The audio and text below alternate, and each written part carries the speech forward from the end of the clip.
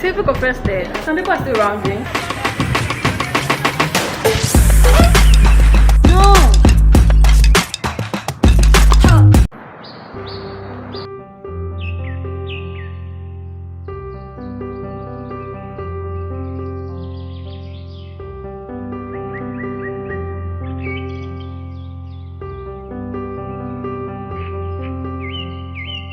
So I begin my 6th year first ever clinical rotation tomorrow, which is a Monday 21st of August.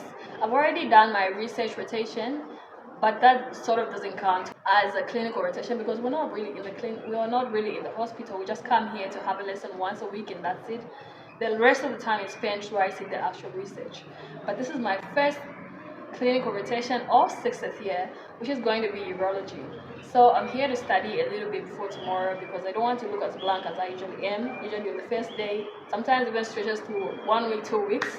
But I hope this makes a difference. Maybe my grades will get better because so far, no.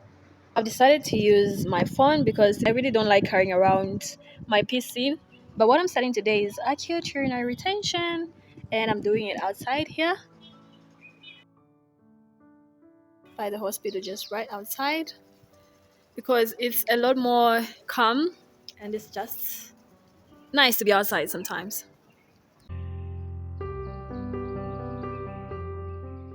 So I decided to try a new study technique, encoding, and the basic principle is to form a link between old information and the new information that you are learning. That way you can retain the information better if there's a link between those two, and also make sure to understand everything you're reading before you actually put it on paper. If you don't understand it, you do not write it down. And also read through quickly and try to come up with questions. That way when you're reading, you try to read with the intention of wanting to answer the questions that you yourself made up. For a more accurate description of what this should be, check out Justin Sang and these other guys because I am really just learning how to do it myself. So I'm still trying to figure out how to phrase how and why questions because they say those are the ones that help you retain information better. But obviously I have a lot of what questions in here. So I'm still learning. As I go on, I'll probably figure out how to come up with how and why questions more often, just to increase my retention. They say you need to have them either be something that's describing something like this, define acute retention, describe, and also how, why, those kind of questions that just make you think of things, not just like memorizing. If you ask me what this is, it's just the fact that this is what it is. Maybe I just tell you in a factual way. Well, as opposed to this one, why there's a little bit of explaining to do and also just analyzing and try to understand it better, how it is. Anyway, at least that's what they say it should be. So I'll probably just change a few things and try to see how I can explain them better.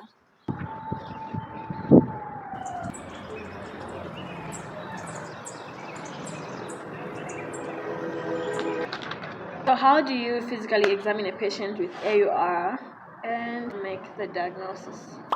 How about palpating the suprapubic area? What I was thinking is you can palpate the suprapubic area to check for pain in the patient. But then I feel like this is more of a urethra issue than it is a bladder issue. So maybe the bladder, maybe. No! It can still be painful. Because well, it might not give you the diagnosis, but it can still be painful, I think. Hear me out. Because if there's urine retention, there's going to be bladder distension. I really hope I'm making sense right now. Because in my head I am. Won't that be painful? It will be painful. Okay, it is going to be painful. Yes, we could do palpation of the suprapubic area to check for tenderness in the patient. Because the retention will cause the pain. This is making perfect sense. Okay, I'm not sure of any other way to physically examine, but that's what I have for now. How do you make the diagnosis? I don't know. Okay, how about asking history taking? Part of history taking, my questions would be how often do you urinate in a day? How many times, that is. Things like dribbling, hesitance, the quantity of the urine itself. Are they hydrated enough? I'm not sure.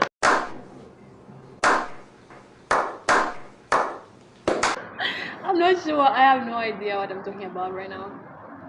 But I think those are like general questions you would ask under your history taking. Anyway, the book will tell us. What would you ask the patient in your history taking? I would definitely ask about hesitancy and dribbling, and also the quantity and the frequency as well.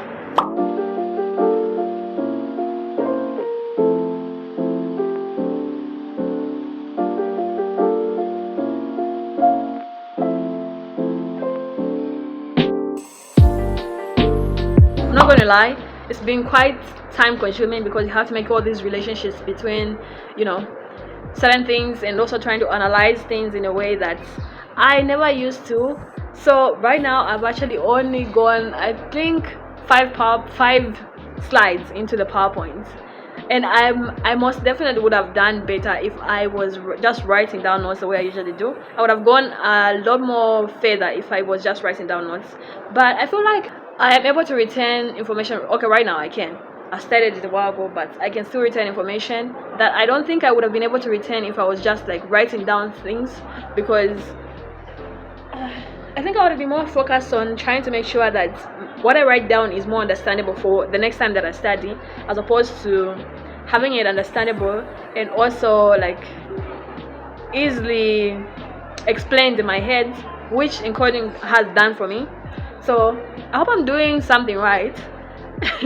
Because only thing so far is that it is actually time consuming. Like, I've only gone so very little slides. If I was taking an exam, I could have just given this up. If I was taking an exam like tomorrow or in a week, I could have given this up already, because it's a lot of time trying to analyze and trying to connect those and try to explain it in a way that makes sure that every part of it makes sense, so that you can easily understand it without just saying, oh, this is this.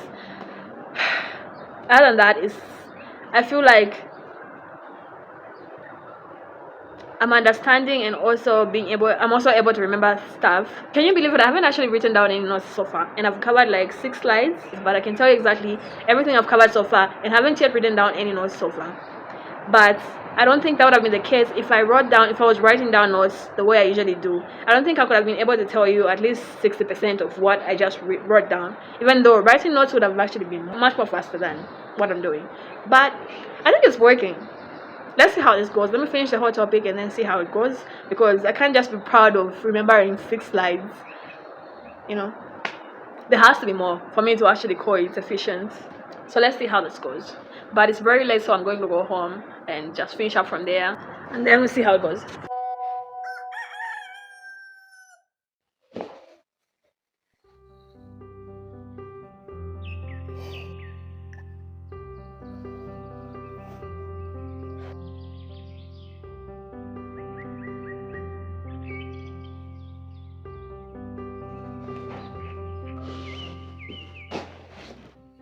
Okay, so I'm back now. I'm ready to go. I'm wearing scrubs, but the thing is, last time I wore scrubs on my first ever day of obs, I didn't know what day it was, so it ended up being major wardrobe day. And everybody, if you're a medical student, you know that major wardrobe day is when everybody wears like formal clothes, so they're smart, they're clean. Nobody comes in scrubs but me. And so I remember this one time, the consultant, I introduced myself. Obviously, when I went there, I introduced myself to everybody else. I introduced myself to the consultant, and he didn't remember me on the next day that I went there. And I remember him saying, "Oh, you're new here. You must be new here." And the intern that was there was like, "No, it's that girl that came in scrubs yesterday." And I was like, "Right." So today I've decided I'm going to go in scrubs because I don't know what day it is. So this might be appropriate, but also, just in case it isn't, I'm going to have a lab coat just to make sure I can cover up and not much of my scrubs is shown. Other than that, I'm still carrying a little book and some pens because I still need to study a little, and I'm also carrying this. I think I should put this in there as well. That's pretty much it.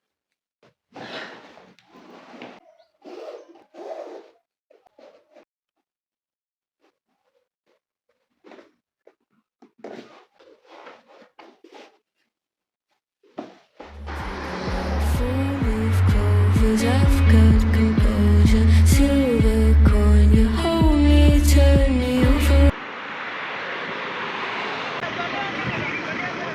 forget about it. Watches the breeze, burns gold and smoke that stolen. Feels like it's my fortune that's afforded. So I get here and find that everybody's already gone. Typical first day. So now I'm just going to sit somewhere and just try to study maybe. I don't know. I was swimming with the sharks.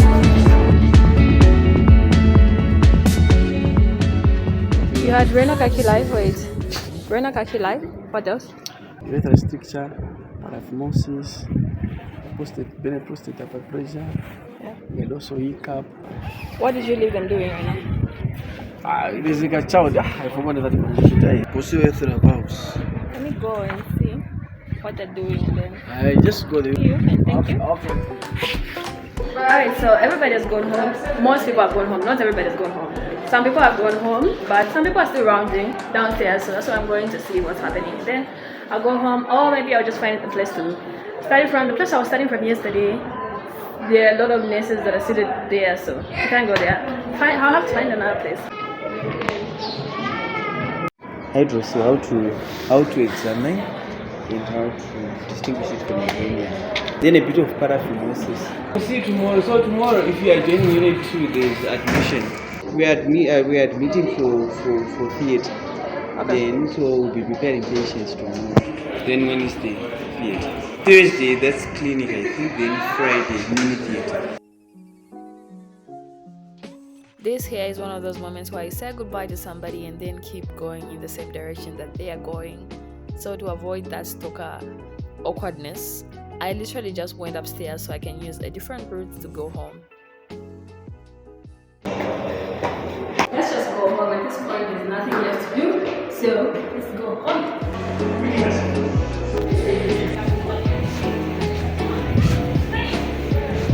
So as I predicted, today was very, very here and there. If you joined other groups and tried to learn from them, that was great. But for most people, we just came here to try to figure out where we're supposed to be, and then after that went back home. So now I am going back home as well. That's it guys, see you in the next video. Bye.